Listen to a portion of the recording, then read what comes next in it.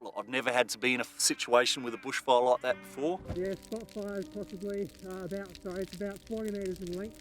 We thought we were pretty prepared. Maybe it was stupidity that I could do it, but Heading up the hill at a decent pace. look, at the time, you don't think about it. It affected me lots after the fire. I don't know if it's adrenaline.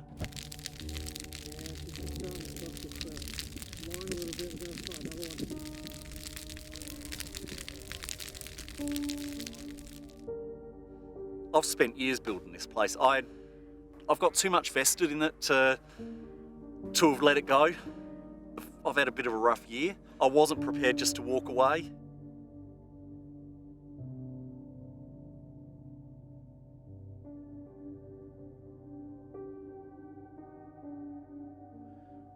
When people lose property and you can see that the hurt on their faces, it does make you feel more emotional because of what they've lost. It's the worst one we've had in this area in the time I've been here, and obviously the press would say 30 years. It was an eye-opener, affected me greatly. Sampson Flat was a big issue because it went on for a week or more, and there was a lot of asset protection, especially initially, and it was dynamic. It was moving in many directions. We heard about the fire the day before. We'd gone to sleep that night, seen a big plume of smoke over there. Then started getting phone calls around midnight from friends down in Griffiths saying they'd had some phone calls saying needed to evacuate. And we came out, and lovely red all the way across here. The winds had changed and she'd really started blowing our way. Made a choice. I sent my wife and family out and decided to stay here myself. If worst came to worst, they lost one parent, not both. Worst case scenario, I figured I'd just retreat into the house. We thought we'd had a house pretty well set up, ready for fires. About 7:30, I jumped on the tractor, headed up the top of the hill there to have a look and see how close the fire was. Could see lots of smoke, couldn't really see any flame at that stage. By the time I rounded the end of the house, this hill up here, the fire had just crested over the top of the trees.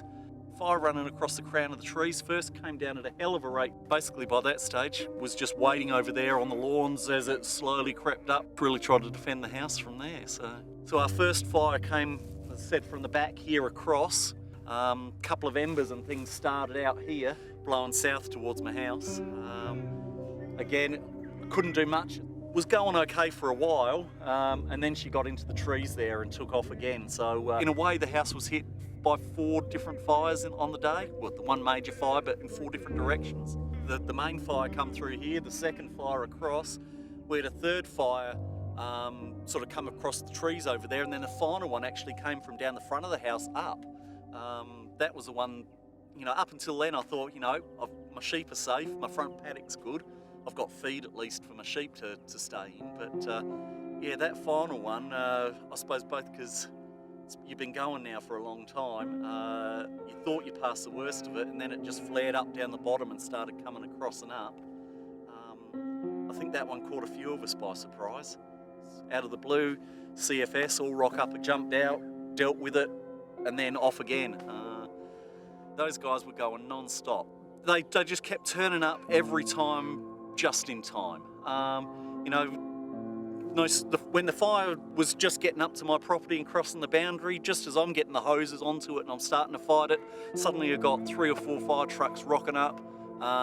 They were here, they sort of came along the fence and sort of put it out as best they could out at this area. Yeah, and then no sooner was that done than they were off to the next place to do the next bit of fires. Yeah, well, like the CFS and other fire services say, there's not always going to be a truck at every house at a bushfire, which is what happened during Sampson Flat. Triaging houses, basically you drive up the driveway of a house while the fire's coming, you quickly have a look around, is this house defendable or is it not? Are we going to put lives at risk here by trying to defend something that we can't? Or is it going to be safe to do so? It can be pretty grueling. It's someone's house that you have to make a decision on, someone's life, all their personal effects inside. Yeah, it is pretty tough, but at the end of the day, you can only do what you can do. We went through, there's just smoke and flames everywhere, and just basically picked houses to protect. You could see which way the fire was going and which way the wind was pushing it. So you might be at one property and you can see that it's not going to impact that property, but it might impact the one up the road. So you go to the one up the road, and then if you save that one, you could come back and save the next one. It was hard, but where we were, the majority of houses were saved. So, and there was residents at the house, and you sort of told them the best way what they could use their water, and it was just liaising with those guys, and yeah, so it was pretty hairy. You know, I mean, I saw them several times here, but, you know, there's many other houses around the place. You know, whilst I was here to look after my place and, you know, they could leave me at certain stages and go, you know, everything's good, I can manage it from here. My neighbours came back early that morning and decided they weren't going to stay, so they'd left their house. Guys down the bottom in the house down there were renting. They've gone, well, it's not our house, we're not staying. They're not country, so they weren't going to stay. And my neighbour out the back, he wasn't expecting the fires to get that close. By the time he got back towards Adelaide, they wouldn't let him through. So yeah, his place was left unattended too. So, you know, places like that, the CFS had to spend more time because no one's there to sort of look after the fires and deal with it. They had to sort of do the whole job there. Probably the first 48 hours, you're always out. By the end of that stage, I was occasionally going inside when you sort of do a lap of the house, you're checking everything out. Night is sort of handy. You can see the fire, you can see anything glowing, so you know a little bit more about what's where, better than you can see in the day. But at that stage, probably the worst of it was over. We'd had fire 360 degrees around the house, so when everything's burnt, there's not much left to burn. So it was really then just trees and things were the issues, and at least they weren't close to the house. So, you know, would I do it again a second time? I don't know. There's a lot of me in this property, so now I've been through it, and I know the pumps and things work, and we've improved some of the stuff since then. Now I know the house is pretty defendable.